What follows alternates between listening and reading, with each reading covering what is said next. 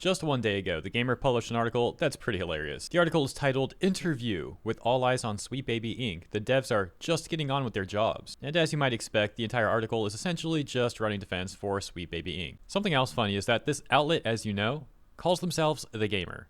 And I don't think they even like gamers. Let's see what they have to say.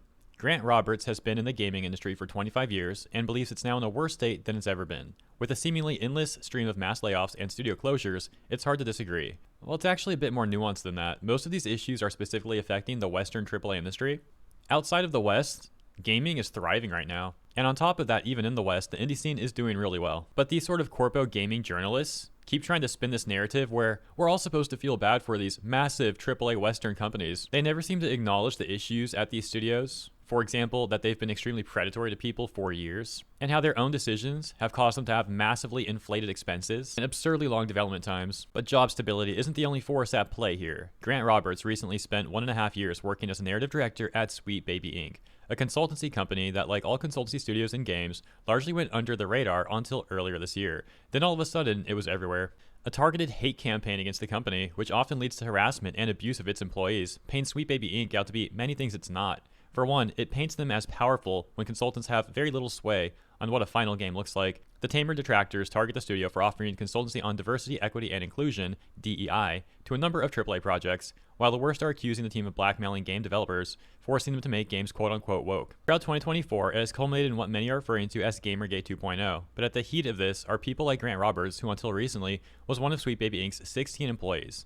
What Sweet Baby has not done is show up at game studios and say, "Hey, we're making your game woke now or else," says Roberts, speaking to me at the game industry conference in Poland. Sweet Baby is a work-for-hire company, like a lot of these other consulting companies are. People hire us to do the work. Studios come to Sweet Baby because they want help, because they want to make their game better. Oh, that's funny. Yeah, they want to make their games better, yet they hire people who oftentimes make those games worse. Whenever I see people trying to defend this company, they often cite a few games that they worked on that still sold really well, for example Ragnarok. But here's the thing, from what I've seen, there's only a few games that Sweet Baby Inc. worked on that still ended up selling really well. And those games are games that have huge teams behind them. What that means is that the influence Sweet Baby Inc. had on those games is minimal. Conversely, if we take a look at many of the other games that Sweet Baby Inc. worked on that are smaller games with smaller teams overall, it's then reasonable to presume that SBI's influence on those games is larger. And many of those games have not done well. In some cases, they've done so poorly that the associated studios actually went through layoffs months after those games released. And in the case of Tales of Kenzera Zao and Surgeon Studios, their game did so poorly that they've put their entire games division on hiatus. Let's also go back to this part where they say,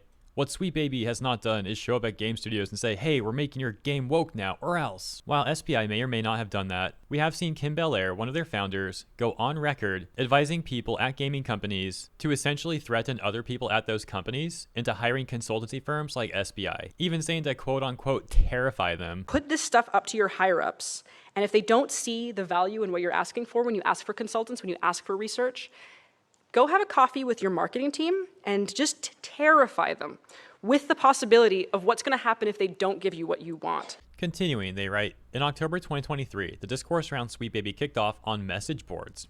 On these message boards, their work on games was referred to as, quote unquote, possibly one of the biggest scandals in gaming history. As documented by Kotaku, oh how reputable they are. The post specifically referenced Sweet Baby's work on Alan Wake 2 and Marvel's Spider-Man 2, arguing that the company forced studios to add more diversity to both games.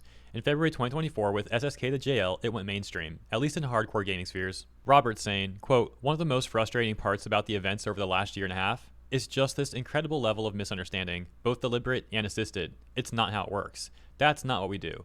We didn't put pride flags in Spider-Man 2. This has all been on the internet. It's all out there. We didn't make Saga Black in Alan Wake 2. That's not what happens. On the surface, these seem like odd games to kick off such a controversy, since both were well received by fans and critics alike. But Roberts feels it's their proximity that drew attention to Sweet Baby, as they launched within days of each other and both became strawmen for a hate campaign. It's amazing how they keep trying to use this rhetoric of it being like a hate campaign. How dare anyone mention Sweet Baby Inc. or criticize them? If these sort of disingenuous people want to actually talk about a hate campaign, we can easily reference what a Sweet Baby Inc. employee attempted to do to Brazilian user Cabrudas, who founded Sweet Baby Inc. Detected, when that SBI employee attempted to get a bunch of people to brigade that Steam account and get it banned. That's an actual hate campaign, on top of targeted harassment. Roberts continues, saying, it fits into this sentiment that it can't possibly be true that these companies want to make their games more inclusive and more authentic, and has to be somebody forcing that on them. Well, you guys know my opinion on this. I'm going to sound like a broken record, I constantly say not to put all the blame on firms like SPI, because yeah, other people at these gaming companies are making these sort of decisions on their own. Regardless, however, that doesn't mean SPI can't be criticized for their involvement. On top of, as we discussed a moment ago, how Kim Belair has also tried to get people at those companies to threaten others at those companies into hiring consultancy firms. It's really quite a pathetic thing how Sweet Baby Inc. and their defenders constantly try to feign ignorance to all of this. Plus, for example, this guy said that they make games better. So obviously they do have some level of influence. We already know they do, but even according to them, they do too. Yet they constantly deny that. They really want to have their cake and to eat it too. It's also just extremely arrogant the way they say that whole like, oh, we make games better thing. One of the most frustrating aspects for Roberts is that this bad faith hate campaign ignores other aspects of the company's work. Them talking about bad faith and hate campaign, once again, extremely ironic. Roberts saying, Sweet Baby is a narrative development company that is hired by other companies, and sometimes that's for authenticity and diversity, but it's primarily a narrative company. One of the more frustrating things about this whole thing is like, this is what Sweet Baby does. They're the DEI company. So I asked Roberts what a narrative consultant actually does. And spoiler alert, he actually admits that they work on things like DEI right here. He says they check out things like character bios, and that yes, sometimes that takes the form of authenticity, sensitivity, and diversity. He then talks about how companies, whether they're large companies or smaller ones, come to Sweet Baby Inc., all saying, please help us be the best version of what we can be. Imagine going to Sweet Baby Inc. and thinking that they'll help your game become better. That's just hilarious. This is a far cry from the picture being painted by its detractors, who reduced the work to adding queer characters and pride flags to games. Often Sweet Babies attached to projects it had nothing to do with, as the studio's name has become shorthand for games that include diverse casts or progressive politics. So they must really hate, for example, that DualShockers article that talked about Veilguard receiving the Sweet Baby Inc. treatment. And if you saw my coverage about that topic from the other day, you know that a bunch of corpo gaming journalists were enraged on social media over that line. SPI admitting that they hate that, and these other gaming journalists admitting it too, is only going to make gamers use that stuff more. He continues, you see the YouTube thumbnails, and there's a little Sweet Baby logo on it. Like, I would have loved to work on Dragon Age the Veilguard. That series is great. But no, we did not work on Dragon Age. The list of the games that we did work on is pretty big, but you wouldn't know it by looking at the YouTube thumbnails and posts by people on Twitter. See, they pointed out the Veilguard thing. It's just like the DualShockers example I gave. DualShockers never said that Sweet Baby Inc. actually worked on the game. They were simply referring to things like the bad writing, HR in the room during development, so to speak, as Skillet put it. You know, stuff like that. That's presumably the sort of stuff that DualShockers was referring to. And yeah, it looks like Sweet Baby Inc. really doesn't like that. And I'm not even done pointing out funny stuff here. They're mad about people assuming the games that Sweet Baby Inc. works on, but like a month ago, Sweet Baby Inc. removed the list of games that they work on from their own website. Misinformation online is nothing new, particularly on YouTube and Twitter. With this in mind, Roberts feels like a campaign like the one we're seeing now was inevitable. Skipping down below a bit, they write, however, Roberts would like to see more companies take a stand and speak out against the abuse his coworkers received. Quote, what I personally would have liked to see is more institutions saying that this is wrong, that this is happening, that people are being targeted in this way, that Sweet Baby isn't just a DI company. It's not just a DI company, guys. That makes things more woke. Not that there's anything wrong with that line in the first place. Sorry. This is such a lame way of talking, man.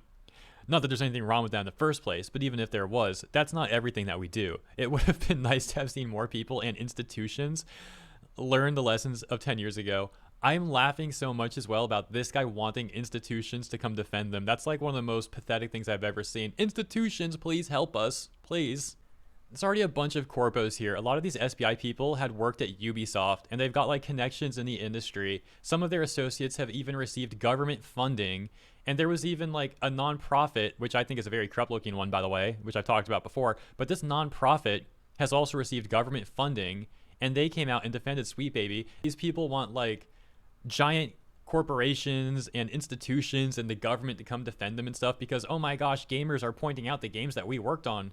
Oh my gosh, Sweet Baby Inc. detected. They're pointing out the games that we worked on. We can't allow that.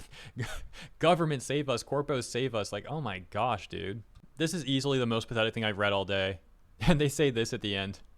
The world is the way it is now. These games are more inclusive for people. Games are more authentic. And it doesn't matter whether you think that's true or not. It's happening. And so no matter what these people do, they're not going to stop us. They're not going to stop the way that the world is now. Yeah, these sort of weirdos would love to be able to control the narrative. They really wish they could. For the record, a major issue in AAA gaming right now is that a lot of these games are not authentic anymore. They come off extremely forced and fake, and Veilguard that just came out is a perfect example of that. Anyways, that's what I think at least. Let me know what you think about this stuff in the comments. And if you enjoyed my coverage, please consider liking and or subscribing subscribing to the channel. Appreciate ya, and I'll see you in the next one.